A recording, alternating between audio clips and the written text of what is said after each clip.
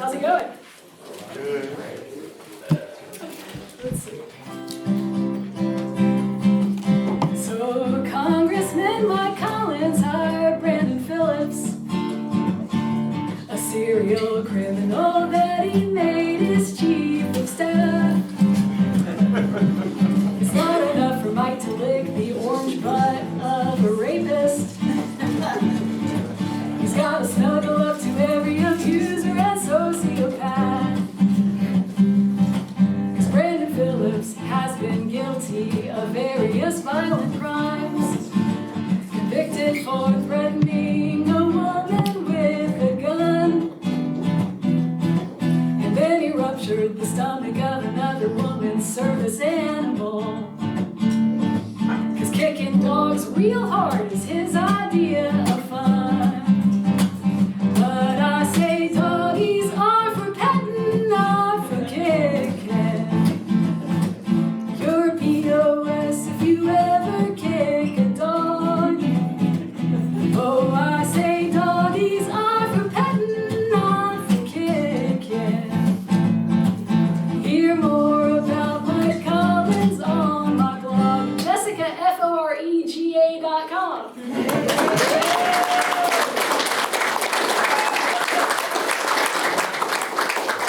It's really a campaign website, but that doesn't rhyme so well, so I took some lyrical liberties. I'm Jessica Fore. I'm running for U.S. House in Georgia 10, and my campaign website, once again, is JessicaForegA.com. In April of 1945, Patton's Third Army arrived on the scene to liberate Buchenwald concentration camp. And my grandmother was a combat nurse who was part of the medical unit that arrived to provide medical care to the inmates who were there. And when I was in my 20s, I asked my grandmother, who was in her 90s at the time, about her experience. And she told me what I found out later was a very softened story that was very much on brand for her. She told me that there was a typhus outbreak and that they were supposed to go in and treat people, but that at the last minute she wasn't allowed to go inside.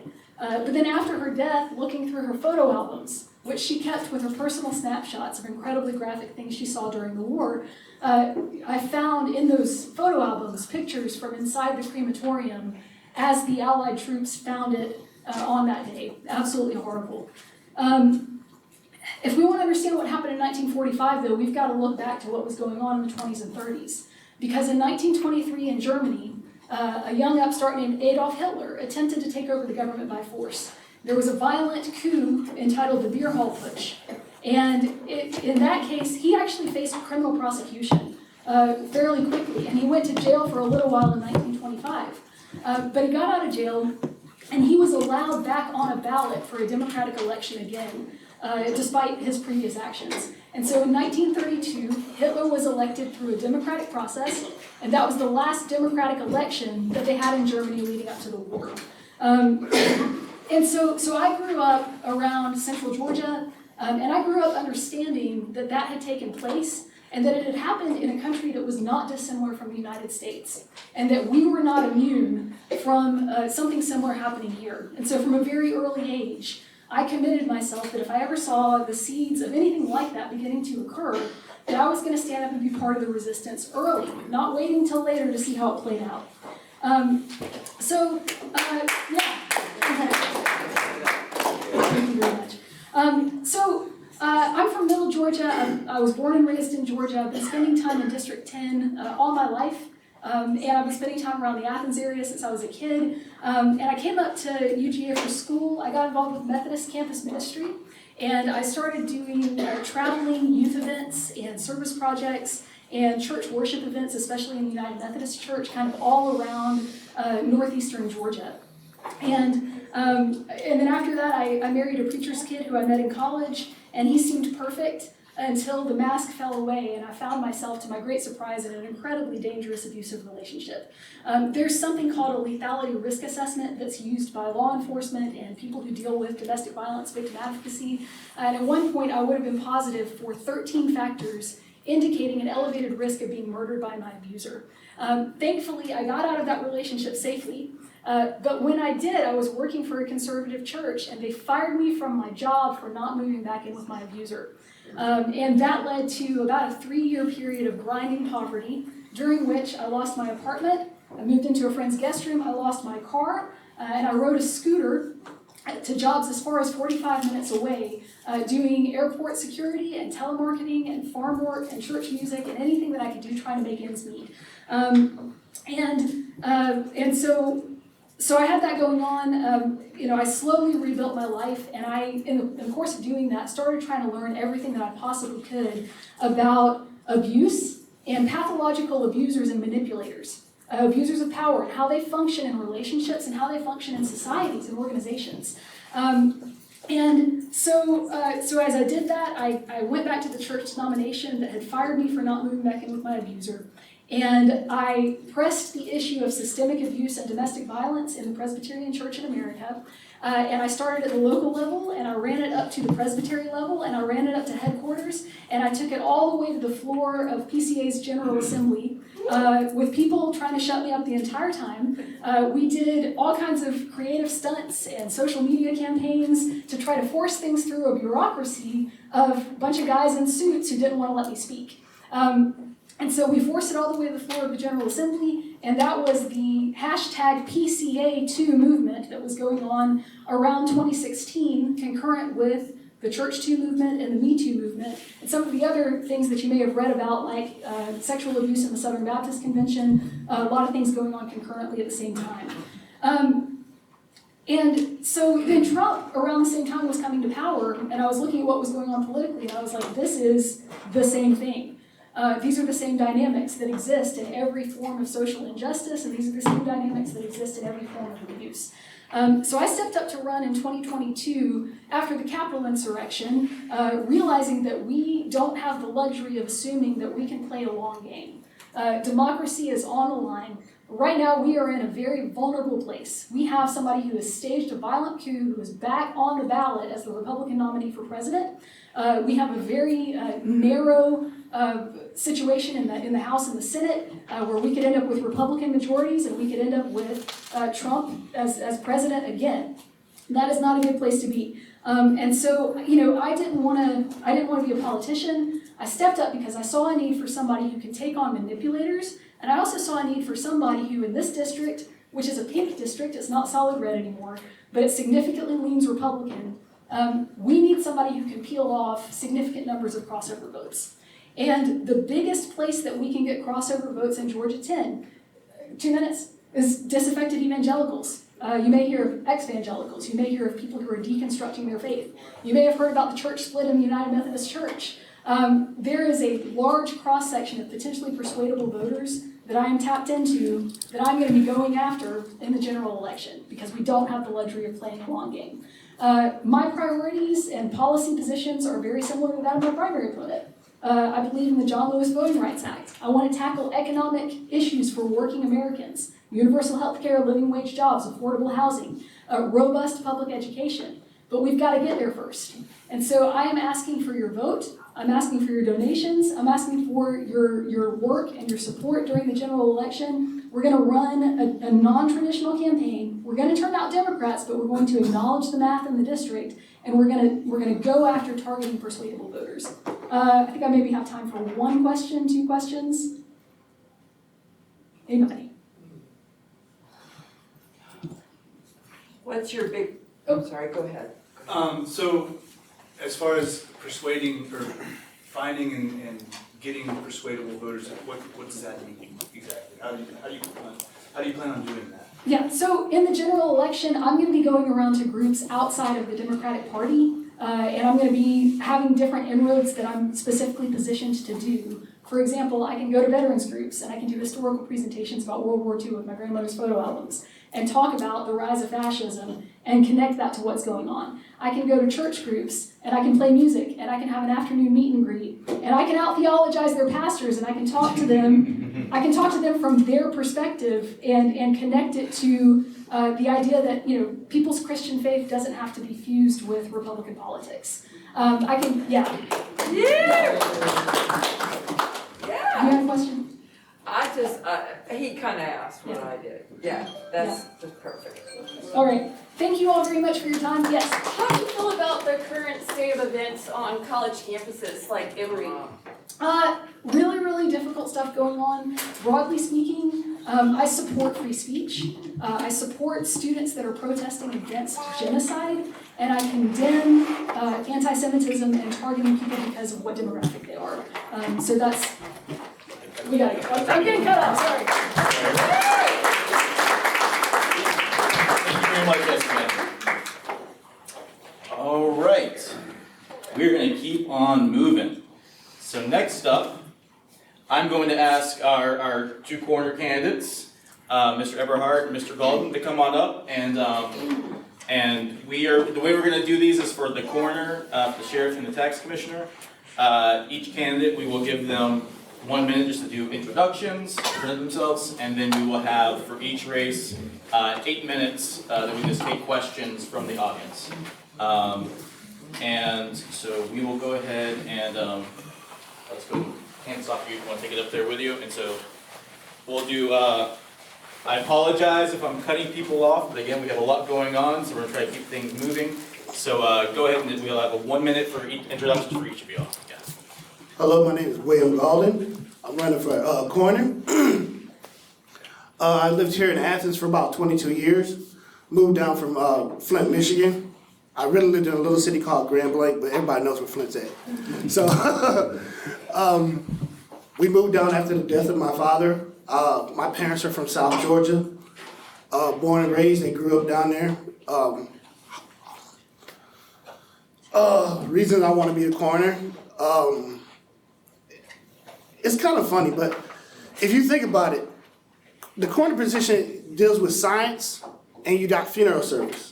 And when you mix the two of them, it's kind of magical for me because you're dealing with both of them. Because you help investigate crimes and you help investigate crimes daily. But that's the thing that I like about it. So. All right. Thank you, sir. And Mr. Eberhart. Like I introduced myself earlier, but I will again for those who just got here. My name is Michael Eberhart. I'm running for coroner of Athens-Clarke County. I was born and raised, educated in Athens-Clarke County. I'm also a graduate of Guthrie Jones College of Mortuary Science in Atlanta, Georgia. And I've been a licensed embalmer and funeral director for over 40 years. My family has a family firm in Winder, Georgia, which is Eberhart and Son Mortuary. But I'm also very helpful with other funeral homes that also need funeral directors to help them on their services. So, like I said, I've been born and raised here, and I'm looking forward to hopefully being your next coroner of Athens-Clarke County. All right. Thank you, sir.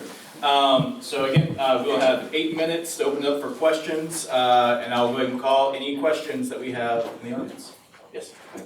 Thank you both for running. First question I had was, can you speak to how many calls the coroner does a year, and then what the #1 cause of death that the coroner responds to is in the county? As far as the number, I've spoken to Mr. Wilson, who's the coroner right now. I know he said he did over 400 calls last year, but for the cause of death, I'm not sure of that. Can't say. I don't know the cause. I know one of the causes. I can't name all the causes. There's plenty of them. Okay. Yes. Could each of you let us know why we should vote for you? Like what you think you would bring to, I know you introduced yourself, but like what you think the #1 thing is that you would bring to the office? Well, one of the things I wanted to do is bring in more technology so that it bring down the cost of the office. I also would like to do something that Sonny started right now, is turn the position into a full-time position. Right now it's considered, nobody knows it, but it's a part-time position right now with no benefits. One thing I would like to do is try to make that a full-time one with benefits, so we can focus more on other things that we need to do for our corner office. Yeah, but I'd like to know. Well, let's have Mr. Eberhart answer that, and then we'll do it. Yeah.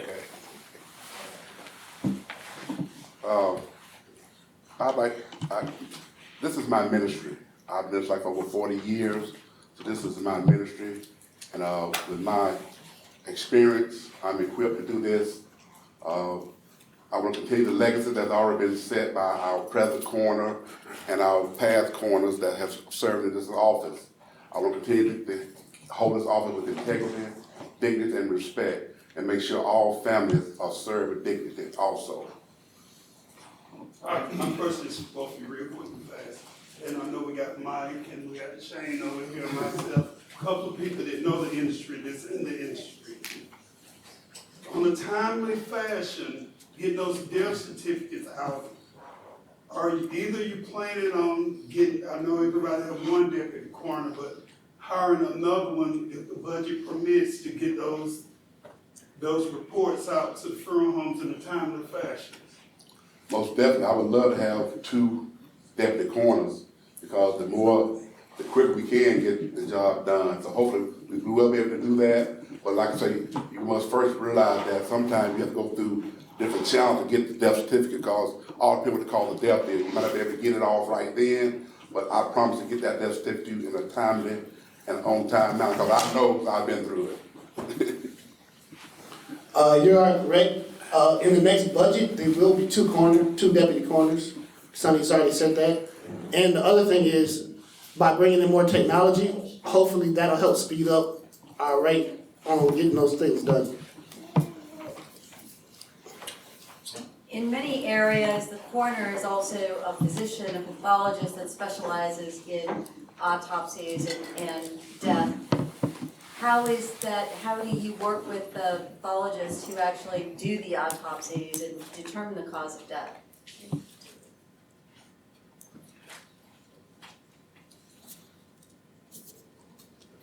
Well, I mean, you be working with them, they'll teach you different things as you work with them, how to read the reports and stuff, that'll help you get those things done. Well, most cases, you get your report from the crime lab or a physician that will actually give you the cause of death, because we as coroner, I know I'm not licensed to be a pathologist or nothing like that, so I would have to rely on paperwork from the physicians or from the crime lab to get those results that we're looking for.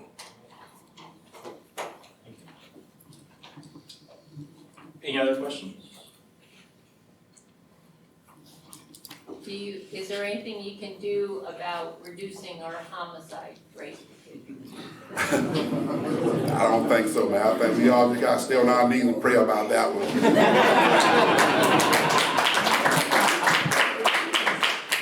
I'm with him on that one.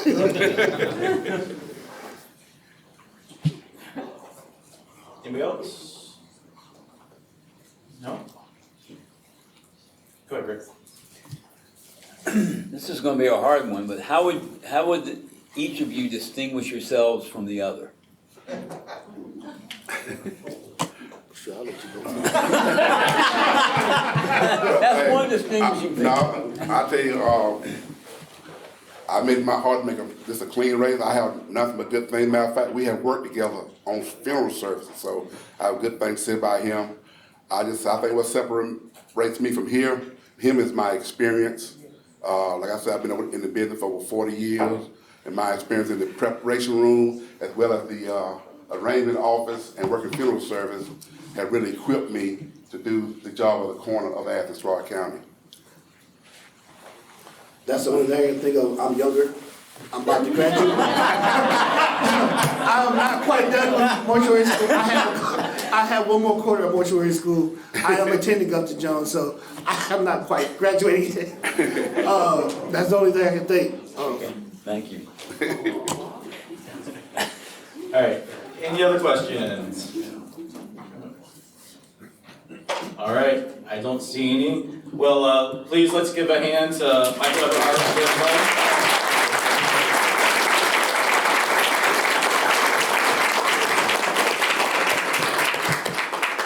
And we will move on to our next Democratic primary race. And that's going to be with our sheriff candidates. So I will go ahead and invite up Tommy Dorsey and Sheriff Williams up here. Take a seat. And we'll start with you. And again, we'll do just 1 minute for introductions, and then we will open it up to questions from the audience. First off, I would like to thank y'all for having me. My name is Tommy Dorsey. I am running for sheriff here. Athens resident, born and raised right here, educated here in Athens, 27 years in law enforcement, 20 years at the sheriff's department. I've did everything from working in jail, to serving warrants, to courts, to night shift, GCIC, network, operator trained. I did everything that is to do in the sheriff's department.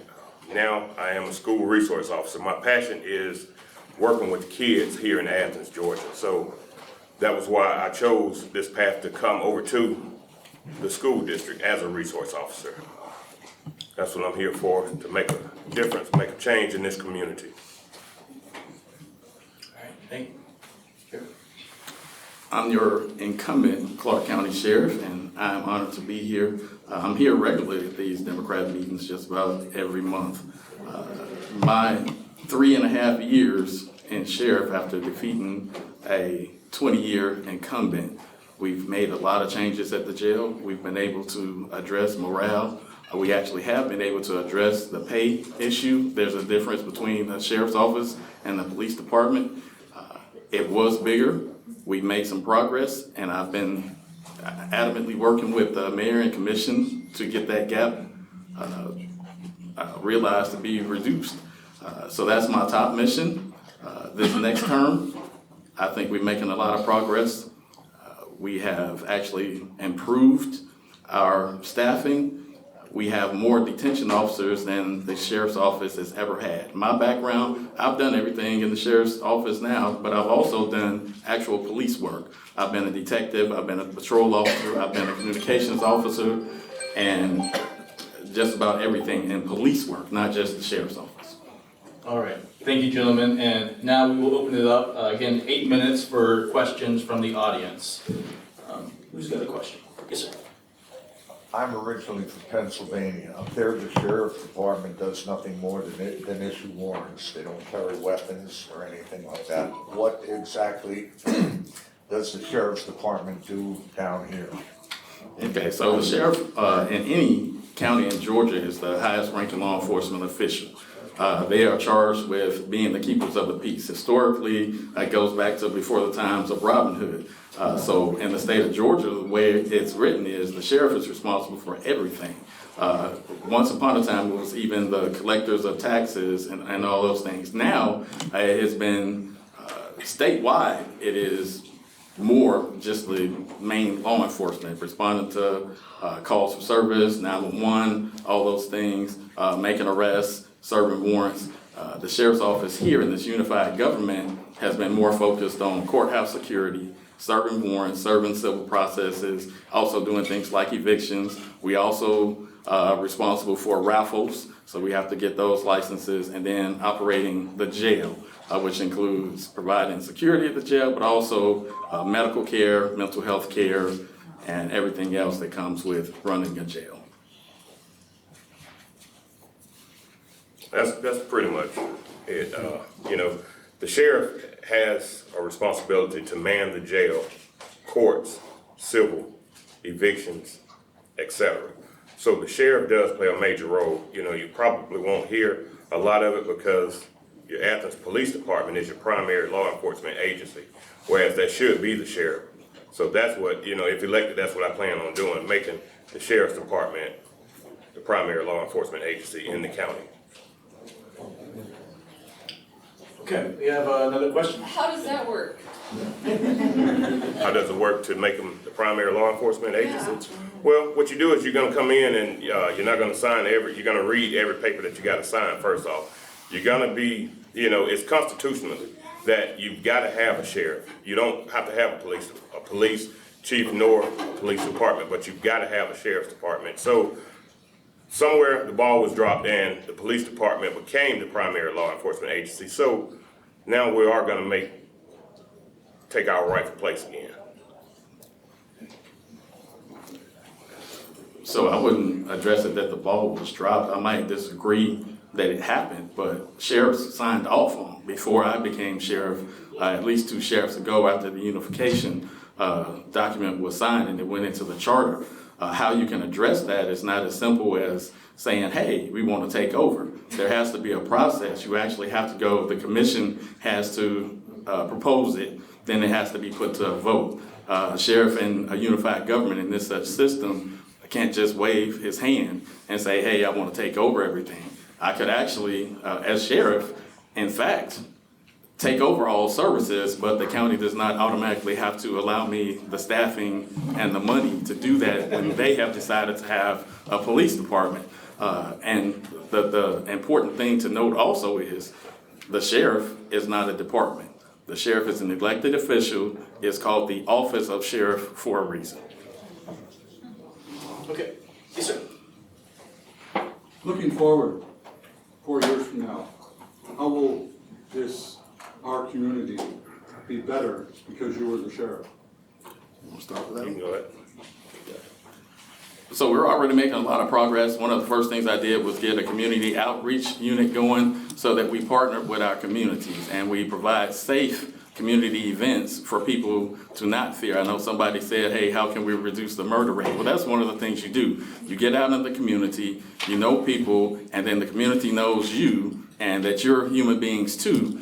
And that's how you address some major safety concerns. So in 4 years from now, we're going to go even further into that and be providing extra services, providing outreach events for the youth so that they have some things to do instead of going down those paths when they're idle and they can get into trouble. But we're also doing things like our new reentry program. If we only focus on locking people away and we don't try to help them get better, then they're just going to end up doing back the same thing that they did to get in jail in the first place. So we have to provide people with programs so they can learn skills. We've got GED programs so people can get that paperwork because, you know, you can't get almost any job if you don't have some paperwork saying you've been educated on some level. Our program right now that we have, we're teaching some young ladies how to do construction. That's one of the best programs we got going right now because when you can teach a trade, you get out and you're certified, you can get a job. And we're also linking people with agencies in the Athens area who have been known to be willing to hire people with criminal records. What I plan on doing is more community policing, better staffing in the jail, bringing the money up equivalent with the police department. That's what we've got to do. We've got to stop all of the, the issues that we're having in the jail. We've got to just focus on what's at hand right now. Our youth, just like you said, our youth is a major problem here in Athens. So when I was in the field at the sheriff's department, I believed in walking through the neighborhoods on a daily basis, getting to know my community. So what I plan on doing is having deputies to walk through the communities, to get to know each and every resident that's there. So once we can do that, that's more community policing, just being a face in the community, not just sitting in a car. So that's how we're gonna bring it back up together. So you mentioned education and services in the jail. So I just want to know what services are there at the jail right now, and what do you have plans to expand them? Is there anything that is lacking right now that you think is really fundamental that we should get? I don't know the services as of right now because I'm not the sheriff. However, I definitely will have, as you said, that GED program. I will enforce college courses. We're not going to just have the inmates to come and just have 3 hots and a cot anymore. We're going to get out. We're going to be more vigilant with them. We're going to have them more active, more rehabilitation, so that you're not just coming to jail sitting down watching TV. We've got to have stuff for them to do so that once they are released, you can be a productive citizen in society. Sure, go ahead. I'm sorry, yeah, you don't. He gives the answer and then you'll get the last question actually. All right, so it's nice to say, hey, I'm gonna do something, I'm gonna fix it, but I'm gonna define what stuff actually is. So stuff is having partnerships with UGA. We have an Inside Out program where actual college students come in and they work side by side with our jail residents. And we call them jail residents because when we call people things like inmates, they start acting like the image of what inmates are. So that's the piece that's internal that we need to do, using person first language and making sure that we treat people like, imagine this, human beings, because I want to be treated like a human being, and I think that that's where we should start. as long as people allow us to treat them with dignity and respect, we will continue to do that. So the GED program that we have on the tablets, each person that comes in now, if you're actually booked into the jail, you're assigned a tablet.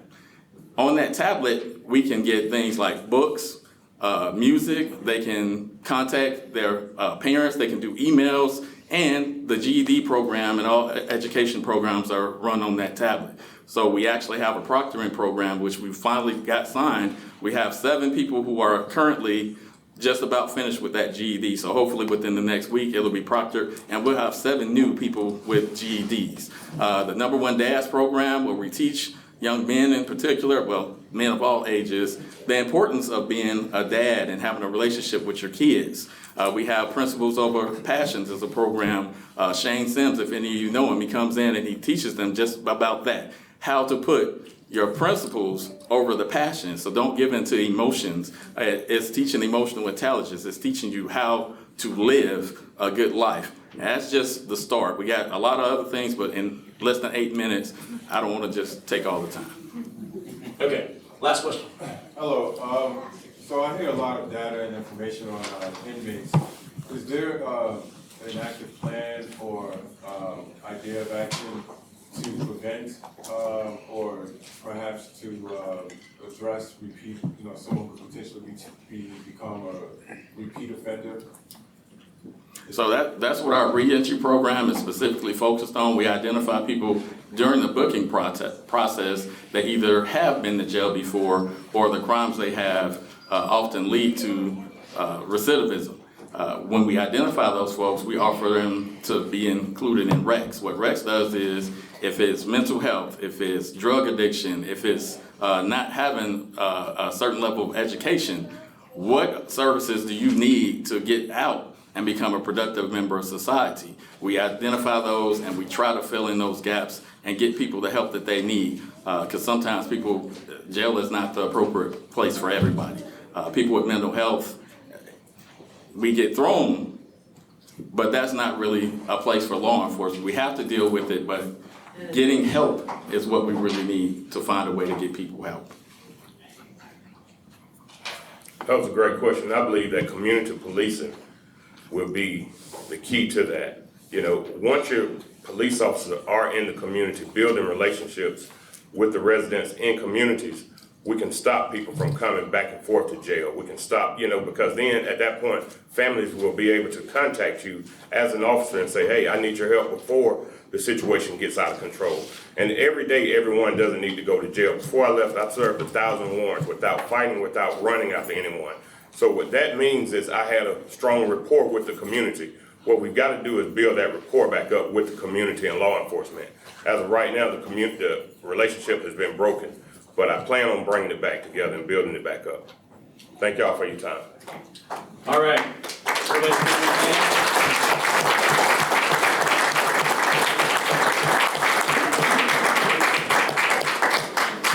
Okay, we'll move on to our last Democratic primary race with our tax commissioner candidates. We have J.P. Lemay and Brant Spratlin. If y'all want to come on up and take your seats.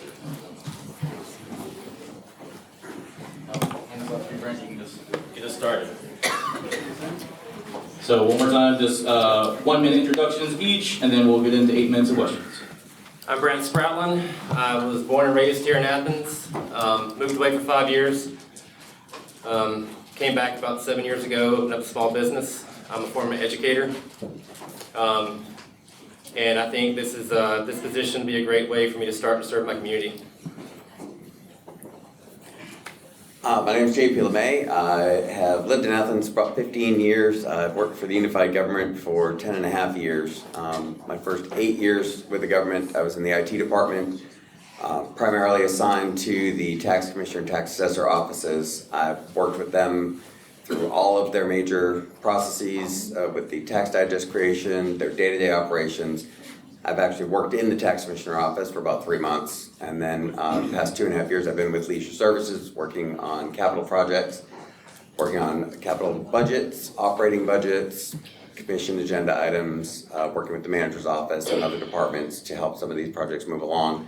So I have a good amount of knowledge with not only the operations of the tax commissioner office, but also with the unified government in general to help do those day-to-day things that need to be done. So if elected, I'll be able to start managing that office from day one. There'll be a much smaller learning curve for me coming in. So I'm running for this office because this is one of the best run tax commissioner offices in the state. They make top marks on their audits, they balance their books to the penny every day, and they're responsible for distributing almost $250 million a year to the entities that receive those funds, such as the unified government, school district, to a much smaller extent, parts of Bogart and Winterville that receive those tax dollars, and making sure that those tax dollars are properly received, accounted for, and distributed out correctly is extremely important to the operations of those individual entities. Thank you, JP. And we're going to open it up into questions.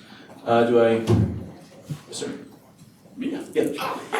Oh, let me throw both of y'all a bit of a softball. So I know JT with your IT background and Mr. Spratlin with your background, what do you bring? Is there any advancements in whether it be technologies or any other knowledge base to the Office of Tax Commissioner? It's running well, but how can we improve? So there is always room for improvement. One of the first things the new tax commissioner is going to have to deal with is purchasing a new software package for the property tax division. The software that they've been running on for many years has, the software they have now does not accommodate tax allocation districts, which were passed by the commission a few years ago. So every tax bill that comes out in one of the 6 TADs has to be manually calculated for the TAD portion of the bill. That's quite a lot of work on the accounting division of the property tax office. And they've already gone through a process where they purchased the software, they ran it for several months, things that were promised were not delivered, and that contract has been canceled, and Tony's leaving that to the next tax commissioner to do. With my background in systems IT and systems consulting, that is literally what I did for over 20 years, was to help companies evaluate software packages to understand what their needs were and how those packages could help them move forward. So that is something I'll bring to the office on day one. Any technology that can be used to help improve the customer experience, whether it be to shorten wait times, to help out when you're calling into the office to get information and such, are things I'll be looking at to help improve that efficiency. Being a former educator and small business owner, I'm going to harp on educating the community on exemptions, how to get those tax bills down if possible legally. We don't set what your tax is. That's commissioners and tax assessor's office and all that. We just collect them, but there are ways to help lower it through exemptions and all. The other thing I want to harp on is customer service. I've gone to the tag office and not been greeted very kindly and all.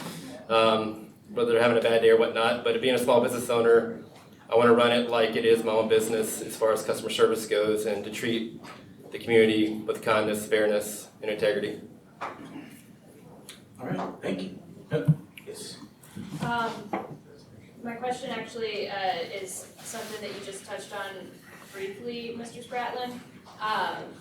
A couple of years ago, the voters passed a new exemption for low-income people, New Homestead exemption that would allow people to freeze their assessment if they're 200% the poverty line or below. And from what I hear around the community, there's a lot of people who would really benefit from that, whose homes could be saved from that. They just don't know that it's out there. And you just mentioned educating people about that, and my question was, does the tax commissioner's office have a role to play in educating people about these exemptions, and if so, what would you do about it? I don't know if there's a current rule, but we're going to make one. I mean, that's going to be, it's one of the things I'm running on my platform is getting those exemptions out there.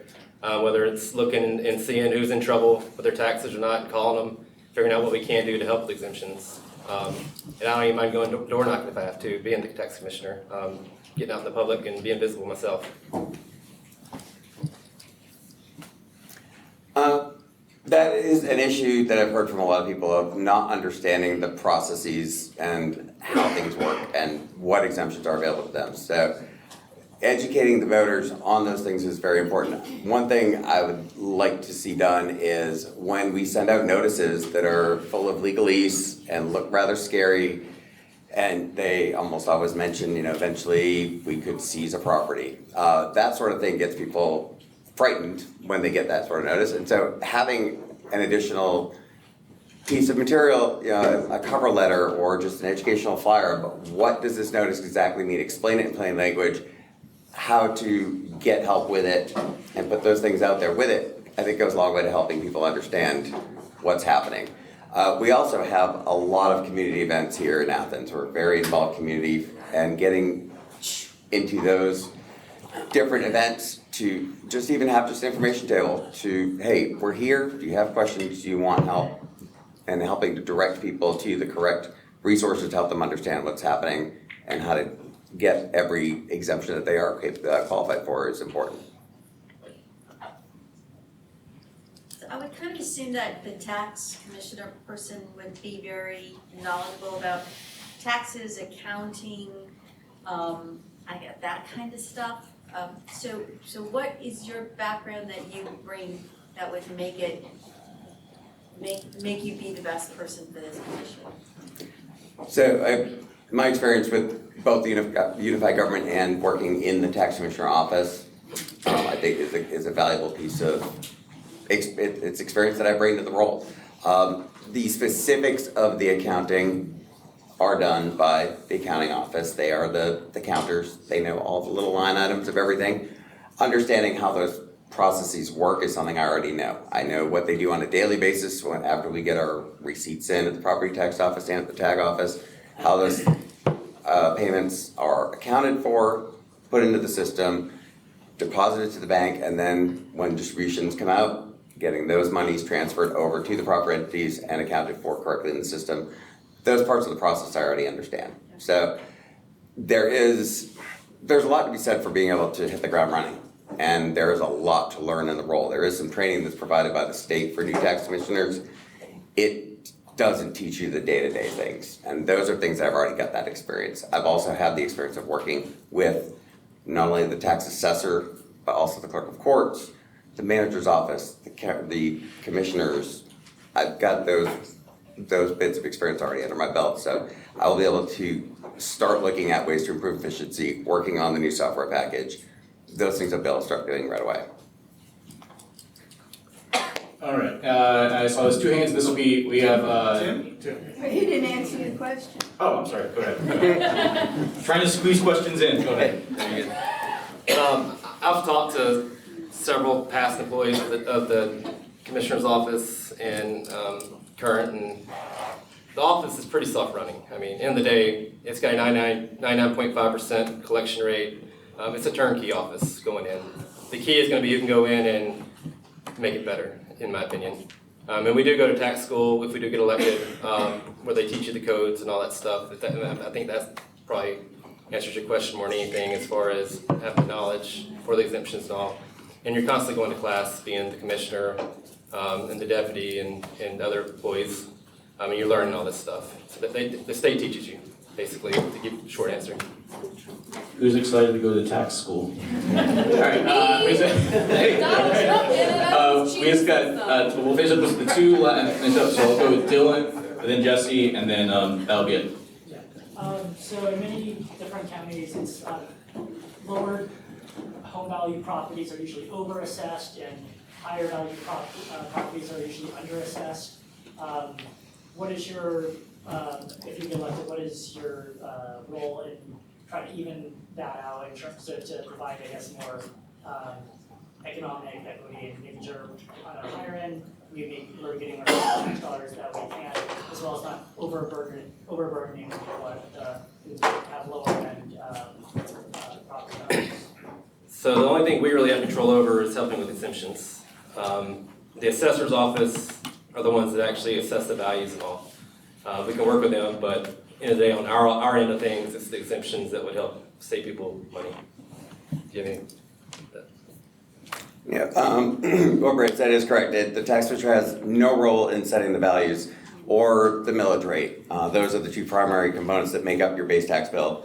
and then the exemptions that come back on it. And so making sure that everybody has access to understand all of those potential exemptions and get them is the only way that the tax commissioner can help lower your property tax bill. And it feels like I've been asked 1,000,000 times, can you help lower my tax rate? Everybody, every time. There's a big misconception there. Doesn't hurt to ask. All right, we'll have the last question with Jesse, and then we'll have to wrap this up. I have a two-part question. I teach in Clarke County for 11 years now. We have a big problem with racialized poverty, and I'm curious about what you're going to do to work against that and prevent black homeowners, particularly from losing their homes due to the increased tax rates, or not rates, but increased property values, etc. And then I'll ask my colleague in just a moment after you answer. Thanks for asking that. It's a real problem. I bought my home 5 years ago, and my property value has more than doubled, and my tax bill has gone up accordingly every year. And this year, I think I'm going to be looking about $600 more than last year. That affects especially low-income homeowners especially hard. So, Tony had a great segment when she first took office, and I totally subscribe to this. I don't want to be in the real estate business. I don't want your house. I want the tax money. The way to get that done is to work with the taxpayers who are not able to make their full bill by the due date, to get a payment plan in place that they know that they can afford and that still meets the statutory requirements to get the tax bill paid by a certain date. And as long as the taxpayer is working with us, we are working with them. We don't want your house. We just want the tax money to be taken care of. I think JP hit it spot on with that. And also, again, going out, being visible to those neighborhoods if you have to keep those houses from getting seized, and educating them, hey, we can help you here. We can put you on a payment plan. We can help you with this exemption, whatever it may be. It's just, don't sit back and let them come to us. If we see them in trouble, we need to go to them, is the way I see it, to help those neighborhoods that are struggling. Thank you. My follow-up is for Mr. Brant Spratlin. If you have voted Republican all these years, why are you seeking a Democratic Party endorsement right now? Sure. I knew this question would come up at some point. I see myself more as an independent more than anything, and moderate. That's the way I see it. And I kind of look at each election cycle different from time to time. Yes, I have voted Republican in the past. My wife votes Democrat, so we're a split household, and she's kind of swayed me to come over to this side of things over the last few years. And the way the politics landscape is going on the Republican side, I really don't agree with it. So I think the Democrat fits me more at this time as far as a running person and voting. Thank you. Okay, fantastic. Well, appreciate both of y'all being here and speaking. Let's have a round of applause for all of our